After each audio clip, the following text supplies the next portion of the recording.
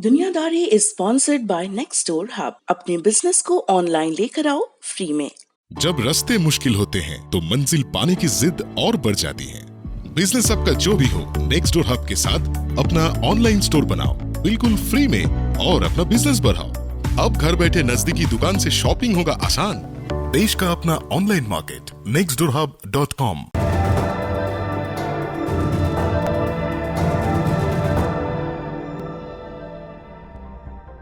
एक बेहद ताकतवर सांसद को एक औरत पीले फूल भेजती है, फिर प्रस्ताव भेजती है और उसके बाद भारत के पड़ोस में सबसे खूंरेजी जंग शुरू होती है। एक बेहद खूबसूरत औरत एक एक करके मुल्क के सबसे ताकतवर नेताओं के सीक्रेट्स बताती है, उनके सेक्स से जुड़े, उनके बेडरूम से जुड़े, उनकी सियासत से जुड़े।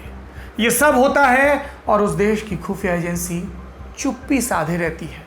कोई कहता है ये प्रधानमंत्री का नया पैंतरा है, नया औजार है अपने विपक्षियों को खत्म करने का। कोई कहता है ये मरे हुओं के बारे में बेहुदा बात करके सुर्खियां पाने की कोशिश है, और कोई कहता है कि ये एक बुलबुला है जो बहुत जल्द फूट जाएगा। नमस्ते, सौरभ द्विवेदी नाम है हमारा और आप देखना शुरू कर चुके हैं लल्लन टॉप का ग्लोबल न्यूज़ बुलेटिन दुनियादारी में आज पाकिस्तान के चर्चित सेक्स स्कैंडल, बयानबाजियों का सब वाकया। सबसे पहले आप 4 बयान सुनिए। पहला बयान, बेनज़ीर भुट्टो के पति जब उनसे बेवफाई करते तो वो अपने गार्ड से उन औरतों का बलात्कार करवाती थी जिनके साथ उनके पति का अफेयर होता। दूसरा बयान, पाकिस्तान के भूतपूर्व आंतरिक मंत्री रहमान मलिक ने 2011 में मेरा रेप किया। उन्होंने वीज़ा रिन्यूअल के बहाने मुझे अपने घर बुलाया, मुझे नशीली ड्रिंक पिलाई। मलिक से पूछो क्या उसे याद है कि उस रात मैंने क्या पहना था। उससे पूछो क्या उसे याद है कि जब वो मेरे शरीर पर चढ़ा था तब उसने क्या कहा था। मुझे वो सारी बातें याद है। तीसरा बयान, पूर्व प्रधानमंत्री यूसुफ रजा गिलानी और पूर्व स्वास्थ्य मंत्री मखदूम शहाबुद्दीन ने राष्ट्रपति के घर में मेरा यौन शोषण किया। और चौथा बयान, जेसन और डेविड नाम के 2 ब्रिटिश नागरिक बिलावल अली भुट्टो के घर में क्या कर रहे हैं। कौन है ये जो बिलावल के साथ संबंध बनाते हैं। बिलावल गे है। 4 सनसनीखेज बयान। ये बयान उन दर्जनों बयानों की खेप का हिस्सा हैं जिन्होंने बीते कुछ दिनों से पाकिस्तान की राजनीति को हिला कर रख दिया। इन बयानों के निशाने पर है बेनज़ीर भुट्टो की पाकिस्तान पीपल्स पार्टी। क्या है ये मामला जिसका लिंक जुड़ा है पाकिस्तान में रह रही एक रहस्यमय अमरीकी महिला से। वो महिला जिसकी सेना से लेकर सरकार सब तक पहुंच है। वो महिला जिसे पाकिस्तान के प्रधानमंत्री इमरान खान का अपने विपक्ष को खत्म करने का औजार बताया जा रहा है। और इन सब का पाकिस्तान की राजनीति पर क्या असर पड़ सकता है, आज की दुनियादारी में आपको तसल्ली से बताएंगे। सबसे पहले आप एक किस्सा सुनिए। ये जुड़ा है CIA के सबसे सफल ऑपरेशंस में से एक के साथ। बात 80 के दशक की है, तब जब सोवियत संघ ने अफगानिस्तान पर हमला बोला। CIA यानी कि अमेरिका की खुफिया एजेंसी चाहती थी कि अमेरिका सीधे इस युद्ध में न घुसे, बल्कि सोवियत के खिलाफ मुजाहिदीनों की मदद करे, यानी लड़ाकुओं की। लेकिन इस काम के लिए अप्रूवल और फंडिंग चाहिए थी, और इसे हासिल करने के लिए ज़रूरी था कि अमेरिकी कांग्रेस के किसी प्रभावशाली आदमी की आंखों पर अपनी आंख का चश्मा फिट किया जाए। CIA के इस ऑपरेशन की नायिका थी टेक्सास की एक महिला, नाम जोएन हेरिंग। जोएन ने अमेरिकी संसद के निचले सदन यानी कि हाउस ऑफ रिप्रेजेंटेटिव्स में एक निशाना खोजा। कैसे खोजा, इस बारे में बताते हुए जोएन ने अपनी किताब में लिखा। क्या लिखती हैं? मुझसे कहा गया था कि अगर मैं रूसियों से लड़ रहे अफगानों की मदद करना चाहती हूँ तो मुझे एक डेमोक्रेटिक सांसद की ज़रूरत पड़ेगी। रिपब्लिकन पार्टी के मेरे दोस्तों ने बताया कि उनका तो कम्युनिस्टों से लड़ रहे निकारागुआ के वास्ते $3 लाख का बिल बजट तक पास नहीं होता। उन्होंने कहा कि तुम किसी डेमोक्रेट को ही खोजो, और फिर मुझे सूझा चार्ली कैसा रहेगा। मुझे कांग्रेस की जिन 2 कमेटियों में काम था उन दोनों में ही चार्ली था। इनमें सबसे ताकतवर हाउस एप्रोप्रिएशंस कमेटी भी शामिल थी। इन कमेटीज़ के पास बेशुमार पैसा था। और चार्ली, उसने तो मुझे वैलेंटाइंस डे पर 2 दर्जन पीले गुलाब भी भेजे थे, जिनका तब मैंने कोई जवाब नहीं दिया था। अब जवाब देने का वक्त आ गया था। मैंने चार्ली को फ़ोन किया और वो मेरे साथ आ गया। कौन थे ये चार्ली जिनका जिक्र जोएन हेरिंग ने अपनी किताब में किया? ये थे टेक्सास से सांसद रहे चार्ली विल्सन, जिन्होंने मुजाहिदीनों को अमरीकी मदद भिजवाने का श्रेय हासिल किया। लेकिन जोएन हेरिंग और CIA की इस कहानी में चार्ली विल्सन अकेले VIP मोहरे नहीं थे। एक और VIP था जिसे हेरिंग ने अपने मोहपाश में फंसाया। इस वीआईपी का नाम था जनरल जिया उल हक। वो हेरिंग थी जिन्होंने जिया और चार्ली को मिलवाया। इन दोनों के सहारे जोइन ने CIA का मिशन अफगानिस्तान कामयाब करवाया। जिया और जोइन के अफेयर पर पाकिस्तान में आज भी बहुत बातें होती हैं।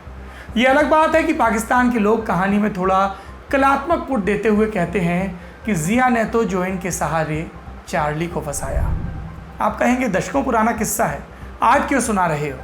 इसलिए सुना रहा हूं कि जोइन हेरिंग की तरह हमारे इस एपिसोड की कहानी भी अमेरिका से, टेक्सास से पाकिस्तान आई एक महिला के इर्द गिर्द घूमती है। इस महिला का नाम है सिंथिया डॉन रिची।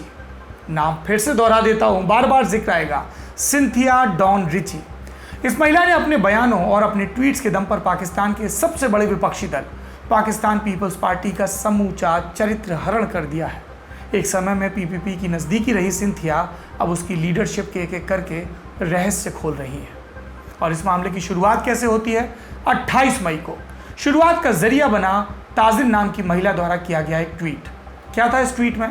इसमें पाकिस्तान के बिजनेसमैन मलिक रियाज की बेटी के एक वायरल वीडियो का जिक्र था।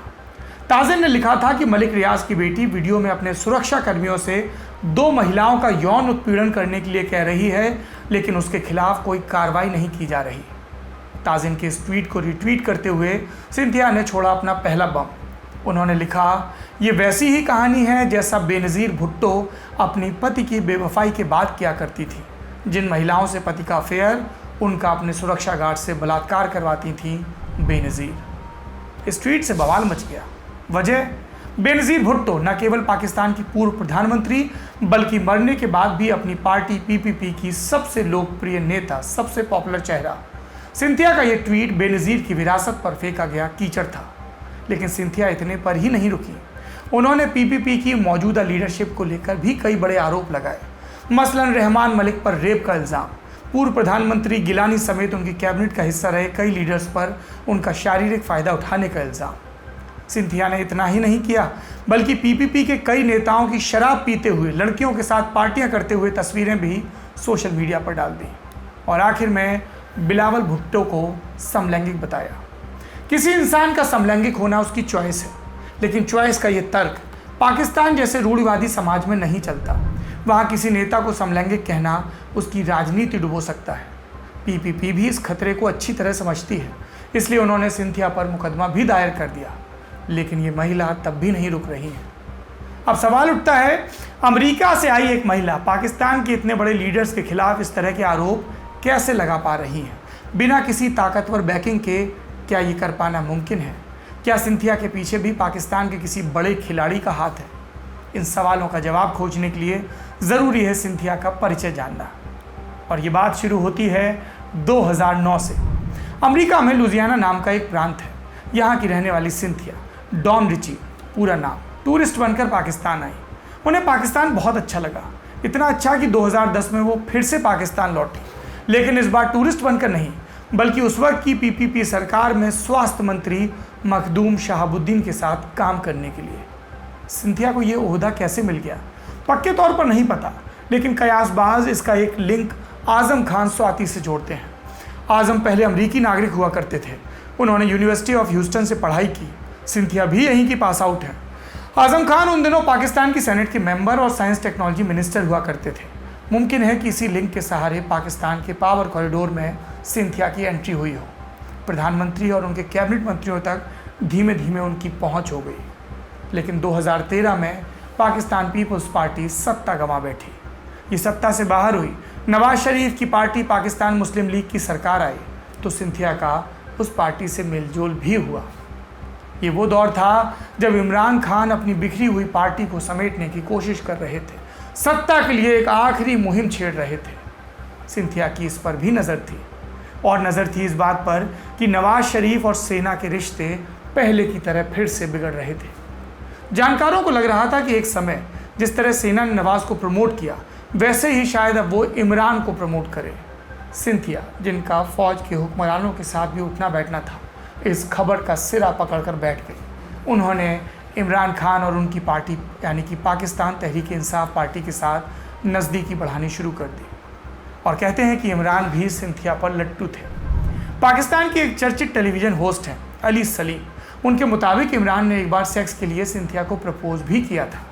ये सत्य है या नहीं अलग बात है, लेकिन इतना ज़रूर है कि इमरान खान से लेकर उनकी प्रमोटर पाकिस्तान आर्मी तक सिंथिया की बात पहुंच गई और सिंथिया की पहुंच भी कायम हो गई। जुलाई 2018 में इमरान प्रधानमंत्री बनते हैं और इसके साथ ही सिंथिया की ताकत बढ़ती चली जाती है। उनकी ताकत का अंदाज़ा आप यूँ लगा लीजिए कि सेना मुख्यालय से लेकर खुफिया मुख्यालय तक और प्रधानमंत्री आवास तक, जहाँ बड़े बड़े दिग्गजों की पहुँच नहीं है, सिंथिया कभी भी कहीं भी आ जा सकती थी। सिंथिया की भूमिका समझने में और आसानी हो, इसके लिए हम आपको उनका कामकाज भी बता देते हैं। वो यूट्यूब पर शॉर्ट फिल्में बनाकर डालती, एनजीओ चलाती, ब्लॉग्स लिखती, वीडियो ब्लॉग बनाती, इंटरनेट पर बड़े बड़े मुद्दों पर चर्चा करती, अखबारों के लिए लेख लिखती। लेकिन ये सिंथिया का कवर था। उनका असली काम क्या था? उनका वीआईपी प्रोफाइल कैसे बना? ये कामकाज जुड़ा है पाकिस्तान की खुफिया एजेंसी आईएसआई से। सिंथिया खुद मानती हैं कि वो आईएसआई के जनसंपर्क विभाग यानी इंटर सर्विसेज पब्लिक रिलेशंस के लिए काम करती है। आईएसआई का ये डिपार्टमेंट प्रोपेगेंडा तंत्र की तरह काम करता है। इसका काम है पाकिस्तान की उजली चमकती तस्वीर दिखाकर पॉजिटिव राय बनवाना और भारत जैसे दुश्मन देशों के विरुद्ध पाकिस्तान के हित में प्रचार करना। सवाल उठता है कि अमेरिका की नागरिक खुलेआम किसी और देश के खुफिया विभाग के लिए कैसे काम कर रही थी, वो भी उस आईएसआई के लिए जिसके साथ सीआईए ने भले कंधे से कंधा मिलाकर बहुत सारे ऑपरेशन किए हों, लेकिन एतबार दोनों एक दूसरे पर रत्ती भर भी नहीं करते। एक बड़ी चर्चित अमेरिकी सीरीज़ है, मैं उसका बहुत फ़ैन हूँ, आप देखेंगे तो शायद आप भी हो जाएं, होमलैंड। उसको देखिएगा, उसमें आईएसआई की खूब बखिया उधेड़ी गई। आप कहेंगे सीरियल है, उधेड़ दी गई, इसका सच्चाई से क्या वास्ता? तो सच्चाई ये है कि होमलैंड के चौथे सीज़न पर पाकिस्तान के खुफिया तंत्र ने सार्वजनिक रूप से नाराज़गी जताई थी। आप ये देखेंगे तो आपको समझ में आ जाएगा कि सीआईए और आईएसआई एक दूसरे पर कितना विश्वास करते हैं। वापस लौटते हैं सिंथिया प्रकरण पर। उनका फेसबुक और ट्विटर गवाह है कि वो अपने सबसे ज़्यादा समय भारत विरोधी बातें करने में खर्च करती हैं। एक आम पाकिस्तानी भी भारत को लेकर इतना हमलावर नहीं होता, इतना घृणा से भरा नहीं होता जितना सिंथिया होती है। कभी वो सोशल मीडिया पर हमारे प्रधानमंत्री नरेंद्र मोदी के मरने की दुआएं मांगती हैं, कभी वो कश्मीर के पाकिस्तान बन जाने की उम्मीद जताती हैं। अब इन सारी जानकारियों को एक फ्रेम में मिलाकर रखते हैं। सोचिए, सिंथिया ने जो किया, क्या वो सब पाकिस्तानी आर्मी और सरकार की शह के बिना मुमकिन होता? इस शह का मकसद क्या है? नवाज के बाद बचे आखिरी विपक्ष पीपीपी को ख़त्म करना, उन्हें उनके गढ़ सिंध से निकाल फेंकना। कई लोग इस मामले का एक और पक्ष बता रहे हैं। उनका कहना है कि सिंथिया का भी कोई सीआईए कनेक्शन है, जोइन हेरिंग की तरह उन्हें भी पाकिस्तान में प्लांट किया गया है ताकि सीआईए पाकिस्तान के अंदरूनी मामलों में अपना दखल रख सके। कईयों को यह आशंका भी है कि हो सकता है कि सिंथिया पहले सीआईए के साथ रही हो और फिर सीआईए को डबल क्रॉस करके आईएसआई के साथ आ गई हो। इन सारी आशंकाओं के बीच एक बात पक्की लगती है, इतने बड़े बड़े आरोप लगाने और सुर्खियां बनाने के बाद सिंथिया जिस लाइमलाइट में आई हैं, वो लाइमलाइट उनसे जुड़े कई रहस्य भी खोल सकती है। सिंथिया के पीछे जिन ताकतवर लोगों का हाथ है, वो शायद ऐसा ना चाहें और ऐसे में मुमकिन है कि आने वाले दिनों में सिंथिया को पाकिस्तान से बाहर भेज दिया जाए या फिर वो कहीं बैकग्राउंड में चली जाए। ये था हमारा आज की दुनियादारी का बड़ी खबर सेगमेंट। आप कहेंगे भैया ललन टॉप पहले तो सुर्खियाँ सुनाते थे, आज हमने स्ट्रक्चर उलट पलट दिया है। पहले बड़ी खबर बताएंगे, फिर दिन की सुर्खियाँ बताएंगे। पहली सुर्खी है उत्तरी कोरिया से। उसने दक्षिणी कोरिया के साथ बातचीत के सारे रास्ते बंद कर दिए। इसमें किम जोंग उन की साउथ कोरियन प्रेसिडेंट के साथ बातचीत के लिए बनी टेलीफोन लाइन और दोनों देशों की सेनाओं के बीच का संवाद तंत्र भी शामिल है। जानकारों का कहना है कि नॉर्थ कोरिया फिर से पुराने ढर्रे पर लौटने की तैयारी कर रहा है। पिछले 2 साल से दोनों देशों के रिश्ते कुछ ठीक हो रहे थे, लेकिन अब बिगड़ गए। नॉर्थ कोरिया बहाना बना रहा है कि साउथ कोरिया के डेमोक्रेसी सपोर्टर एक्टिविस्ट सीमा पर बलून फेंक रहे हैं, कभी किम की सत्ता को चुनौती दे रहे हैं, इसलिए ये सब हो रहा है, लेकिन ये तसल्ली बख्श जवाब नहीं है। दूसरी सुर्खी ईरान से है। 3 जनवरी 2020 को अमेरिका ने ईरान के अधिकारी मेजर जनरल कासिम सुलेमानी को एयर स्ट्राइक में मार डाला था। अब इस मामले में 9 जून को ईरान की एक कोर्ट का ऐलान आया। इसमें एक आदमी का जिक्र आया, इसका नाम है महमूद मौसावी माजद। कोर्ट के मुताबिक माजद ने सीआईए और मोसाद को जासूसी की उसके लिए। उसने कुछ फोर्स और सुलेमान के ठिकाने की मुखबरी की। कोर्ट ने कहा कि माजद को जल्द ही मौत की सज़ा सुनाई जाएगी। तीसरी और आखिरी सुर्खी कोरोना से जुड़ी है। हार्वर्ड यूनिवर्सिटी के रिसर्चर्स का दावा है कि शायद 2019 की गर्मियों में ही कोरोना वायरस वुहान में आ गया था, यानी इसकी बरसी भी हो गई। शोधकर्ताओं ने वुहान के अस्पतालों की स्टडी के बाद ये बात कही। स्टडी में पाया गया कि अगस्त 2019 के आखिर से लेकर दिसंबर 2019 तक वुहान के 5 बड़े अस्पतालों में सामान्य से बहुत ज़्यादा लोग इलाज करवाने पहुंचे और इसी से संदेह की सुई जाती है। सुर्खियों में इतना ही। अब बढ़ते हैं आखिरी सेक्शन की तरफ, जिसका नाम है तारीख। आज है 9 जून और इस तारीख का इतिहास जुड़ा है एक शासक से जिसकी बांसुरी बजाने की कहानी यूनिवर्सल कहावत बन गई। जब भी कोई लीडर अपनी जनता को परेशानी में छोड़कर मौज करता है, लोग उसी शासक की उपमा देते हैं। इस शासक का नाम था नीरो। इतिहास के सबसे क्रूर, सबसे कुख्यात राजाओं में से एक नीरो। और नीरो का पूरा नाम नीरो क्लॉडियस सीजर। 16 साल की उम्र में नीरो रोम का राजा बना। ये साल था 54। जी, ना 1954 ना 1054, पूरा 54, 0054। कुल 13 साल के राज में नीरो ने अपनी जनता पर इतने अत्याचार किए कि पूछे मत। हमारी डिक्शनरी में नीरो से जुड़ा जो सबसे बड़ा प्रसंग है वो है उसकी बांसुरी, और इस प्रसंग की कहानी जुड़ी है नीरो के गद्दी संभालने के 10वें साल से। सुबह का वक्त था एक दिन और दुकानों में आग लग गई। शहर में, राजधानी में, एक मोहल्ले की दुकानों में, और धीमे धीमे ये आग पूरे शहर में फैल गई। अगले 9 दिनों में रोम के लगभग 3 जिले खाक हो गए।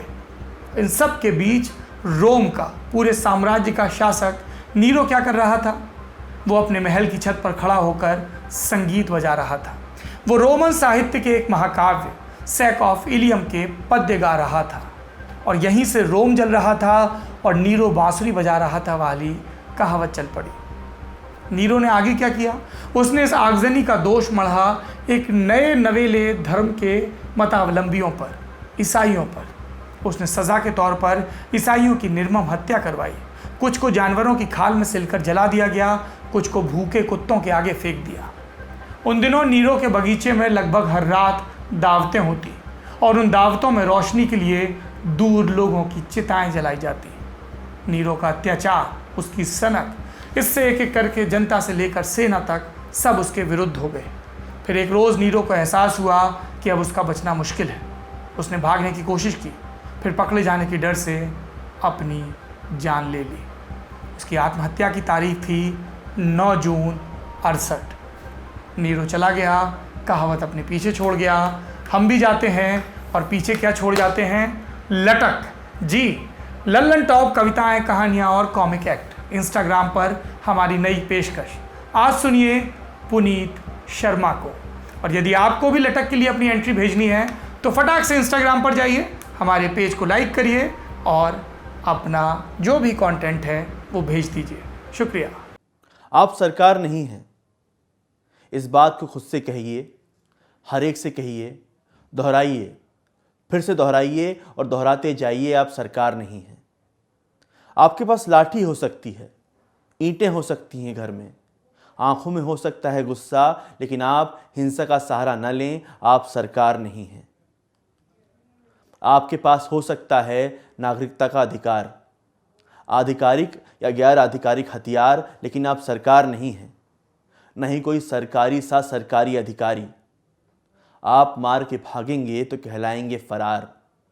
आपका सर फोड़ के मेडल लेगा थानेदार, क्योंकि मारना पीटना है सिर्फ सरकार की जिम्मेदारी। आप सरकार नहीं हैं। आप अपने झूठे बयानों के पर्चे न उड़ाएं, लोगों को घुमावदार बातों में न उलझाएं।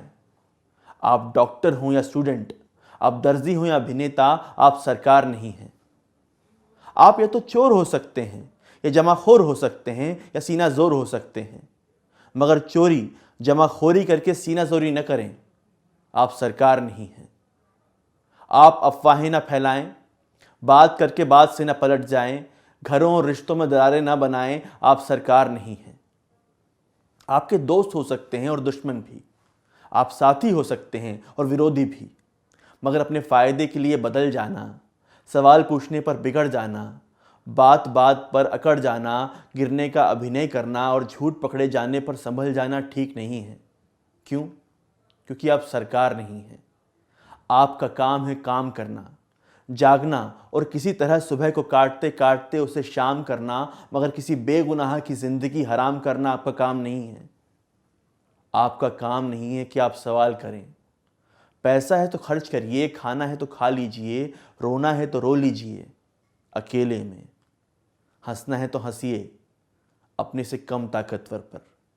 खरीद सकते हैं तो खरीद लीजिए अपने हिस्से का सुख, या बांट दीजिए थोड़ा सा। याद रखिए सांस लेना, अपने ज़मीर को याद रखिए। अपनी पहचान को मत बनाइए किसी बहुमत का आंकड़ा, किसी पार्टी का नारा या आत्मघाती मुहावरा। जब तलक कर सकते हैं अपनी आत्मा को महसूस कीजिए। कब किया था आपने उसे महसूस आखिरी बार? आप अपनी सत्ता की प्रजा भी हैं और सेवक भी। आप बर्खास्त नहीं हो सकते। बर्खास्त हो सकती है केवल सरकार, आप सरकार नहीं हैं। आप सरकार नहीं हैं, इस बात को खुद से कहिए, हर एक से कहिए, दोहराइए, फिर से दोहराइए, दोहराते जाइए। आप सरकार नहीं हैं। आप सिर्फ अपने लिए जिम्मेदार हैं। आप देश की सूखती हुई फसल के लिए, अपनी आने वाली नस्ल के लिए या किसी मजलूम के कत्ल के लिए जिम्मेदार नहीं हैं। आप सरकार नहीं हैं।